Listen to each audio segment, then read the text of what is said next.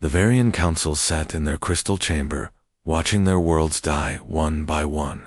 For 300 years, they had built a peaceful society across 12 beautiful planets. Their people were farmers, artists, and scientists who had never known real war. They grew food that fed half the galaxy and created art that brought joy to billions of beings across the stars. But now everything was ending. The hive had come from the dark spaces between stars, moving like a plague across the galaxy. These creatures didn't negotiate or trade. They simply consumed everything in their path. When they found a world, they stripped it completely bare. Every tree, every animal, every living thing became food for their endless hunger. The people who lived there were just another resource to be harvested. Council leader Thaler watched the latest reports with growing horror. Planet Varia Prime had fallen yesterday. The beautiful floating cities where his own children had played were now empty shells. The hive ships looked like massive metal insects, each one the size of a small moon.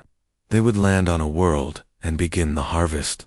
Within days, a planet that had taken millions of years to develop life would become a lifeless rock.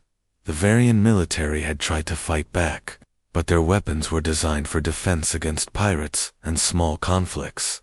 Their ships were built for exploration and trade, not war.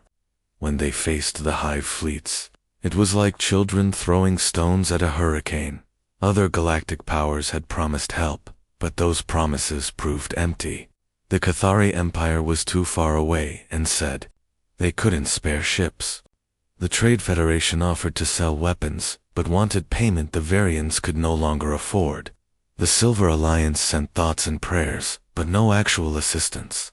One by one, their allies found excuses to stay away from the growing threat. Thaler knew they were alone. In desperation, the Council had reached out to every species they could contact. They sent messages to civilizations they had never spoken with before. They even tried contacting the mysterious races from the far edges of known space. Most messages went unanswered.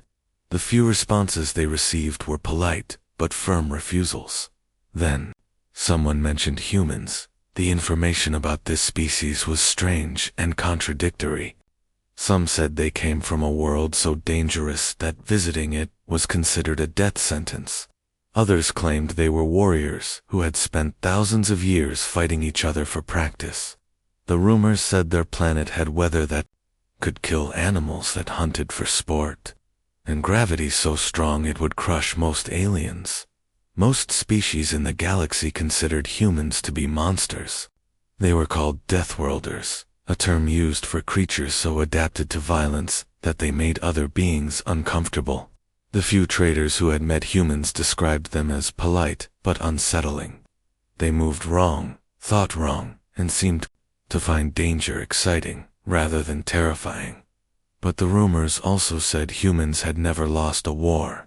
They actually cared about winning. Thaler decided to send the message anyway. What did they have to lose? The transmission went out across space, broadcasting on every frequency the Varians knew. It was a simple plea for help, offering everything they had left in exchange for salvation. They mentioned the whispered stories about humans, hoping against hope that somewhere in the dark, someone was listening who might actually be able to help on Earth. Deep inside a military facility built into a mountain, alarms began to sound. The message had been received. General Mike Thompson was reviewing casualty reports from a training accident when his aide rushed into the room. Colonel Lisa Davis looked excited and worried at the same time. She activated the holographic display, and suddenly the office was filled with images of burning worlds and fleeing ships. Thompson listened to the alien message 3 times before speaking. The desperation in that voice was something he recognized. He had heard it before, in human voices. During the worst moments of their own history, Davis pulled up tactical information about the hive threat. The data was incomplete, but what they could see was terrifying even by human standards. These creatures were not just conquering worlds, they were sterilizing them completely. Thompson made his decision quickly. Lisa, get me Admiral Carter. Tell him to prep the 7th Fleet for immediate deployment. He paused, looking at the images of refugee ships fleeing their dying worlds. And Lisa, tell him we're not going there to negotiate. Admiral Jack Carter stood on the bridge of the UTS Retribution, looking out at the stars through the massive viewing window. The ship was enormous, stretching nearly 2 kilometers from bow to stern. Its hull was dark gray, covered in armor plating that could withstand direct hits from nuclear weapons. This wasn't a ship built for exploration or trade. This was a warship, pure and simple. The bridge around him buzzed with controlled chaos. Officers moved between stations, checking systems and preparing for what might be the longest journey the 7th Fleet had ever undertaken. Carter had served in the human Navy for 30 years, and he had never seen his crew work with such focused intensity. Lieutenant Tom Wilson bent over his navigation console, his fingers dancing across holographic displays. The young officer had graduated top of his class from the Naval Academy, and Carter trusted him to plot courses through the most dangerous regions of space. Wilson's job was made harder by the fact that they were heading into territory no human had ever visited before. Admiral, the calculations are complex, Wilson reported, sweat beading on his forehead. We'll need to make multiple jumps through hyperspace. Some of these routes haven't been mapped by human ships before. We're relying on alien star charts that might not be accurate. Carter nodded. Human ships use different hyperspace technology than most alien races, where other species made gentle, curved paths through space. Human ships punched straight through dimensions like bullets through paper. It was faster but more dangerous, and it required precise calculations to avoid ending up inside a star or a black hole. At the communication station, Lieutenant Amy Roberts was monitoring channels across known space. Her equipment could pick up radio signals, quantum transmissions, and even psychic communications from telepathic species. What she was hearing made her increasingly worried. "Sir, you need to hear this," she said, activating the speakers. The bridge filled with alien voices speaking in dozens of different languages. The ship's computer translated them in real time. "The humans are mobilizing their war fleet," came one transmission from the Ketheri Empire. "This could destabilize the entire sector." Another voice, this one from a trading post near Variant Space, sounded panicked. "Human warships have been detected. All civilian vessels are advised to evacuate immediately. Repeat, human military forces are approaching." Roberts looked up at Carter with concern. "Admiral, they're calling us Deathworlders. Some of these species are more afraid of us than they are of the hive." Carter wasn't surprised. Humans had been isolated from most galactic civilization for good reason. When first contact had been made 50 years ago, the results had been awkward at best. Human diplomats had tried to be friendly, but their very presence made most aliens nervous. Humans were too strong, too fast, too aggressive. They came from a world where everything was trying to kill them, and it showed. Earth was considered a death world by galactic standards. The gravity was crushing. The weather was violent and unpredictable. The animals were predators that hunted for sport. Even the plants could be deadly. Most alien species needed environmental suits just to survive on the surface for a few hours. But that harsh world had created something unique. Humans were natural warriors who had spent thousands of years fighting each other, learning lessons about warfare that other species had never needed to know. When humans finally reached the stars, they brought that knowledge with them. The 7th Fleet reflected this reality. Each ship was built for one purpose: winning wars completely and decisively. The battleships carried enough firepower to level continents. The destroyers were fast and deadly, designed to hunt down fleeing enemies. The carriers launched fighter craft that moved at speeds that would kill most alien pilots through acceleration alone. Carter walked to the tactical display, where the fleet's positions were shown as glowing dots. 47 ships in total, each one crewed by humans who had trained their entire lives for moments like this. These weren't soldiers who hoped to avoid combat. These were warriors who understood that sometimes violence was the only answer to violence. Communications. Open a channel to all ship commanders, Carter ordered. The faces of his captains appeared on screens around the bridge. Men and women who had served with Carter through smaller conflicts, training exercises, and peacekeeping missions. They looked ready for what was coming.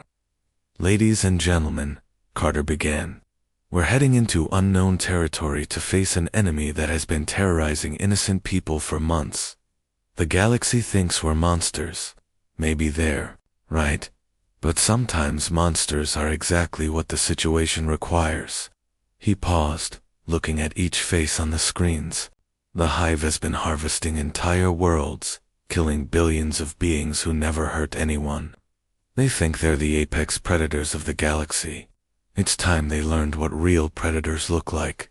As the fleet prepared to jump into hyperspace, Carter made his final log entry. The galaxy didn't ask for human intervention, but they're getting it anyway. We're not going to Varian space to negotiate or find a diplomatic solution. We're going there to end the threat permanently. If that makes us the monsters of known space, then so be it. Better to be feared and alive than polite and dead. The retro engines roared to life, and space began to bend around the fleet as they prepared to jump into hyperspace. Space around Varian territory had been quiet for weeks. The few remaining civilian ships floated in the darkness, their crews watching helplessly as the Hive consumed world after world. Then, without warning, reality twisted and 47 massive shapes materialized out of hyperspace. The human fleet emerged from their jump like sharks rising from deep water. The ships were unlike anything the galaxy had seen before. Where most alien vessels were smooth and elegant, human warships looked brutal and functional. They were covered in armor plating, bristling with weapon systems, and painted in colors that seemed to absorb light rather than reflect it. Lieutenant Mark Johnson sat at his sensor station aboard the Retribution, his eyes wide as data flooded his screens. Johnson had been monitoring space traffic for 8 years, but he had never seen readings like these. The Hive presence was massive, spread across multiple star systems, like a cancer. Admiral, this is worse than we thought, Johnson reported, his voice tight with concentration. I'm reading over 200 Hive vessels. They're not just attacking randomly. This is a coordinated harvest operation.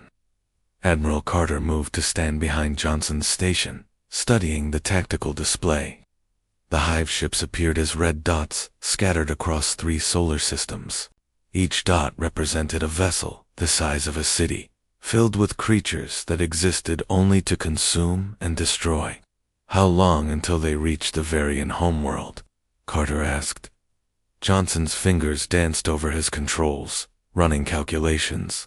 Based on their current movement patterns, maybe 2 days. Sir, there are still 4 billion Varians on that planet. If the Hive reaches them, Carter didn't need Johnson to finish that sentence. Everyone on the bridge understood what the Hive did to populated worlds. The reports from previous attacks had been too horrific for most species to even discuss. Captain Janet Pierce stepped up to the main tactical display, her expression grim. Pierce had spent 15 years studying alien military technology, and she had never encountered anything quite like the Hive. Their ships moved in perfect coordination, as if controlled by a single mind. Admiral, these aren't individual vessels, Pierce explained, highlighting formations on the screen. The entire fleet operates as one organism. They don't have separate commanders or competing strategies.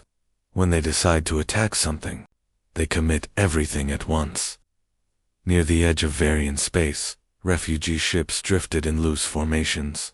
These were the survivors from worlds the Hive had already consumed.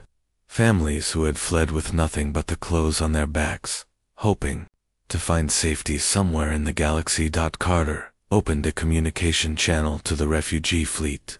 Immediately, panicked voices filled the bridge speakers. "Unknown ships, please identify yourselves."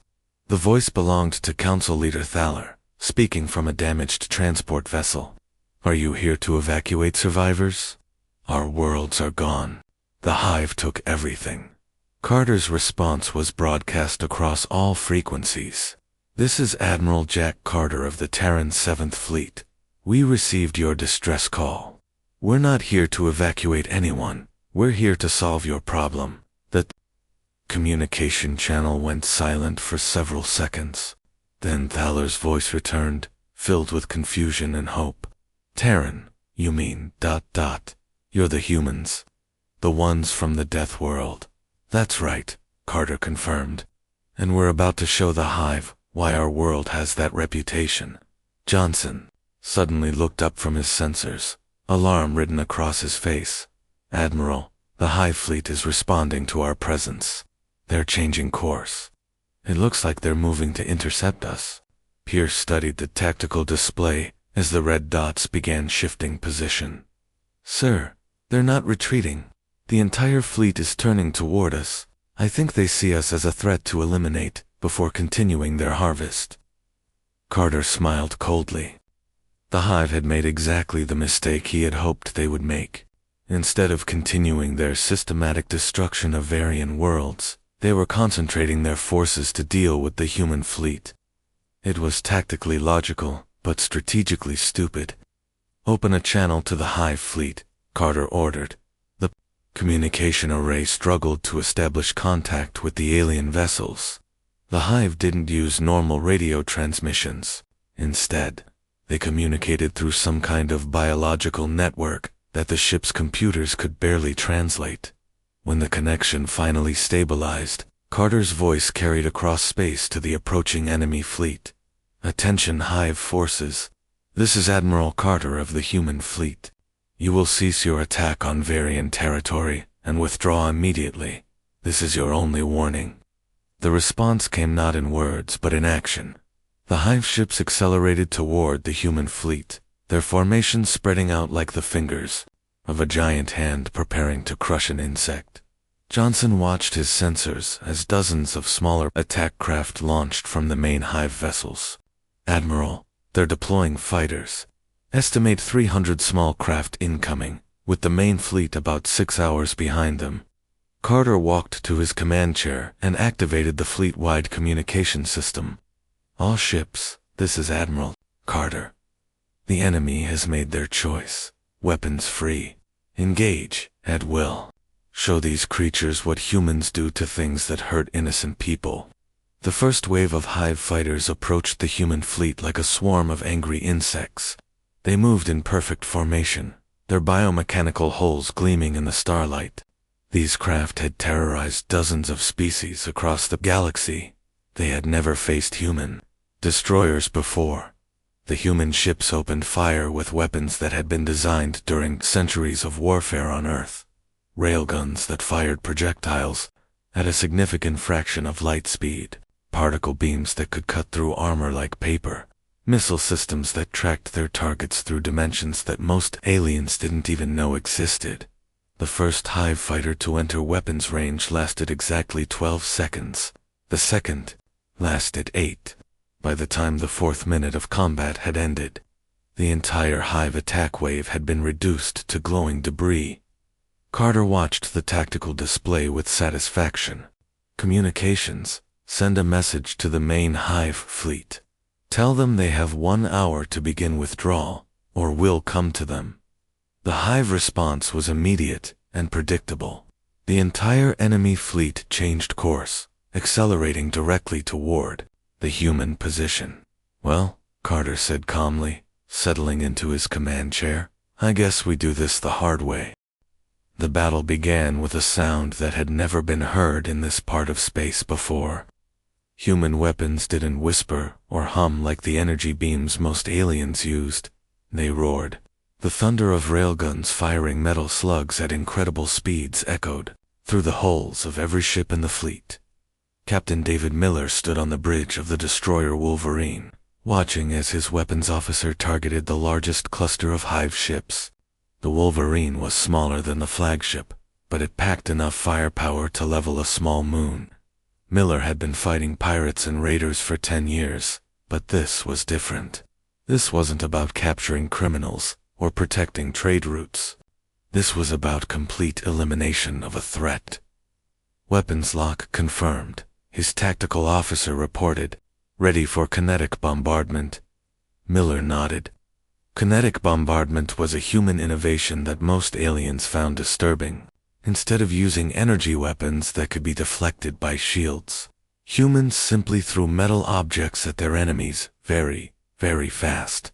The chunks of steel hit with the force of nuclear weapons, and there was no defense against them except not being there when they arrived, above the main fleet. Commander Rachel Green led her fighter squadron through a dive that would have killed any alien pilot.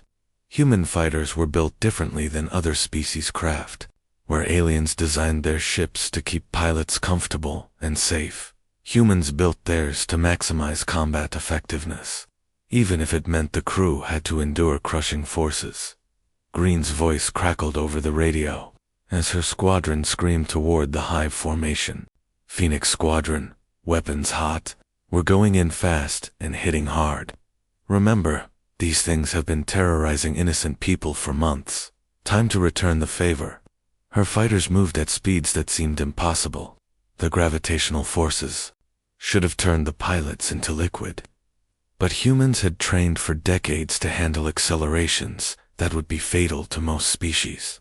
Each pilot wore a suit that helped their bodies cope with the crushing pressure, and they had learned to think clearly, even when their vision started to tunnel from the GI forces. The hive ships tried to respond, but they had never faced an enemy like this before. Their weapons were designed to overwhelm peaceful civilian targets, not to engage military vessels built for war. When hive fighters tried to intercept the human squadron, they moved like slugs compared to Green's pilots. Lieutenant Colonel Steve Adams watched the battle from the assault carrier Hammer. Adams commanded the Marine contingent, soldiers who specialized in boarding enemy vessels and fighting in close quarters. He had studied the intelligence reports about hive ships and found them interesting from a tactical perspective. "Look at those hull designs," he told his officers, pointing at the tactical display. "Those ships are built to intimidate, not to fight. All those spikes and organic curves might scare farmers, but they're actually weak points. Any Marine with a plasma cutter could breach those holes in minutes." The hive had been successful for one simple reason. They had never encountered real military resistance. Most of the species they attacked were peaceful civilizations with small defensive fleets. The few that tried to fight back used conventional tactics, energy weapons, and careful maneuvering designed to minimize casualties. Humans didn't fight that way. Admiral Carter coordinated the entire assault from the Retribution's bridge, but his role was more like a conductor directing an orchestra than a traditional fleet commander. Human military doctrine emphasized independent action and aggressive initiative. Each ship captain knew their mission and was free to accomplish it however they saw fit. "Target the largest ships first," Carter ordered over the fleet communication system. "Those look like command vessels. Take out their coordination, and the smaller ships will be easier to handle." The human fleet moved through the hive formation like a pack of wolves attacking a herd of sheep. Each ship captain identified the most dangerous targets in their area and eliminated them with overwhelming firepower. There was no careful positioning or elegant maneuvering. Humans had learned warfare from thousands of years of fighting each other, and those lessons were harsh and direct. The hive ships began to break formation as their command vessels were destroyed one by one. Without central coordination, the individual ships started making their own decisions about how to respond to the human attack. Some tried to flee, others attempted to fight back. A few seemed to freeze in place, as if unsure what to do without orders from their collective consciousness. Captain Miller's Wolverine closed in on a cluster of medium-sized hive vessels that were trying to retreat toward the edge of the system. Miller had no intention of letting them escape to attack other worlds later. "All guns, continuous fire," he ordered. "I want those ships reduced to scrap metal." The Wolverine's weapons batteries opened up with a sustained barrage that lit up space like a miniature star. The Hive ships tried to return fire, but their organic weapons were no match for human military technology. One by one, they were torn apart by the concentrated firepower. Commander Green's fighter squadron had penetrated deep into the enemy formation, striking at targets of opportunity. Her pilots moved through the Hive fleet like sharks in a feeding frenzy, destroying anything that looked important. "Green leader to all fighters," she broadcast. "I'm seeing some kind of large bioship in the center of their formation. Looks like it might be their main command vessel." "Copy that, Commander," came Admiral Carter's voice over the radio. "All ships, priority target identified. Focus fire on the central command vessel." The massive bioship was unlike anything humans had encountered before. It was the size of a small space station, covered in what looked like living tissue that pulsed with its own rhythm. This was clearly the brain of the entire Hive operation. The human fleet converged on the command vessel from multiple directions, pouring fire into its organic hull. The creature ship tried to defend itself, launching swarms of smaller attack craft, but it was too late. Human weapons were designed to destroy hardened military targets, not living organisms. Within minutes, the great bioship was dead, its hull cracking open to spill strange fluids into the vacuum of space. The effect on the rest of the Hive fleet was immediate and dramatic. Ships that had been fighting in coordinated formations suddenly began moving erratically. Some crashed into each other. Others simply stopped moving entirely, as if their crews had forgotten what they were supposed to be doing. The battle was over in 18 hours. Not a single human ship had been lost. The Hive fleet was completely destroyed, reduced to glowing debris scattered across the star system, as the last enemy ship exploded under human fire. Admiral Carter opened a communication channel to the Varian refugee fleet. "Council Leader Thaler, this is Admiral Carter. The Hive threat in your territory has been eliminated. Your homeworld is safe." The silence after the battle was deafening. For the first time in months, Varian space was quiet. No distress calls echoed across communication channels. No refugee ships fled burning worlds. The Hive was gone, completely and utterly destroyed. But the galaxy was still trying to understand what had just happened. Council Leader Thaler sat in his damaged command ship, staring at the debris field that had once been the most feared fleet in known space. Chunks of biometal drifted past his viewport, glowing faintly as they cooled in the vacuum. Just 18 hours ago, his people had been facing extinction. Now they were safe, but the price of that safety was something the galaxy had never seen before. The human fleet hung motionless in space, their dark holes scarred from battle, but still radiating power. These ships had just accomplished something that every major military force in the galaxy had declared impossible. They had not just defeated the Hive, they had erased them from existence. Thaler activated his communication system with trembling hands. The message he was about to send would be heard by every intelligence service, every government, and every military commander from here to the galactic core. "Admiral Carter," he began, his voice carrying a mixture of gratitude and fear. "Your people have saved us. 4 billion Varians owe you their lives. Our children will grow up because of what you did here today." He paused, gathering courage for the question that everyone in the galaxy wanted answered. "But we must ask, Admiral, are you conquerors? Do you seek to claim our worlds as payment for your protection? Will you demand tribute from us, or make us part of your empire?" The response came immediately, broadcast not just to the Varian fleet, but across all frequencies, ensuring that every species in the galaxy would hear it. "Council Leader Thaler, this is Admiral Carter." The human's voice was calm and matter-of-fact. We came here because you asked for help. The threat has been eliminated. Our mission is complete. We're going home now." The simplicity of that statement sent shockwaves across the galaxy. Species that had been monitoring the situation from safe distances suddenly found themselves reevaluating everything they thought they knew about interstellar politics. The Cathari Empire had expected the humans to demand territorial concessions.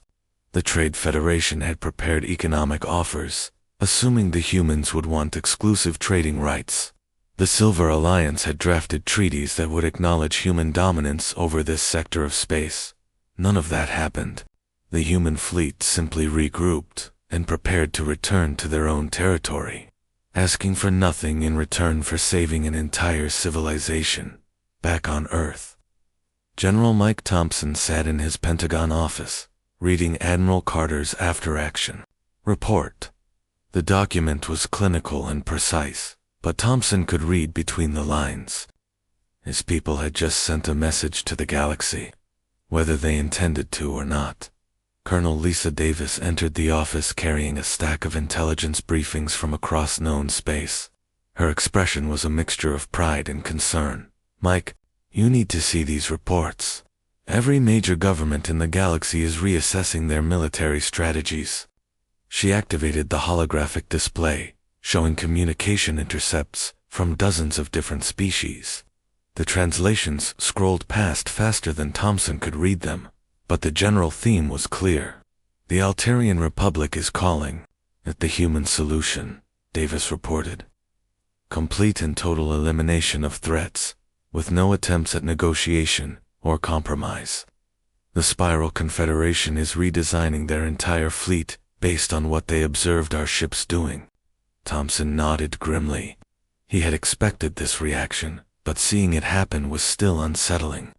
Humanity had just demonstrated a level of military capability that made every other species nervous. "What about the hive?" he asked. "Any signs of survivors?" Davis shook her head. Carter's people were thorough. Intelligence estimates that the human fleet eliminated over 98% of the entire hive species.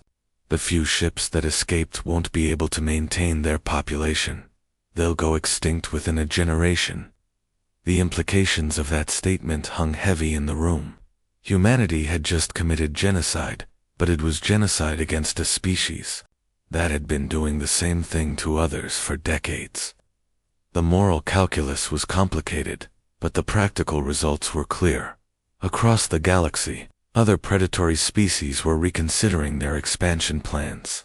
The Ravager clans, who had been raiding the outer colonies, suddenly found excuses to stay in their own territory.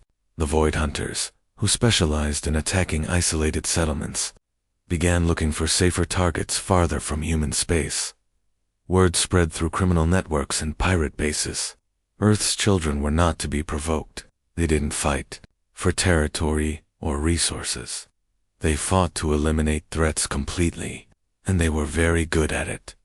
Admiral Carter's final log entry was transmitted back to Earth, along with the official report. Within weeks, it was being studied at every military academy in human space, and bootleg copies were circulating among alien intelligence services. "We didn't come to Variant space seeking conquest or glory," Carter had written.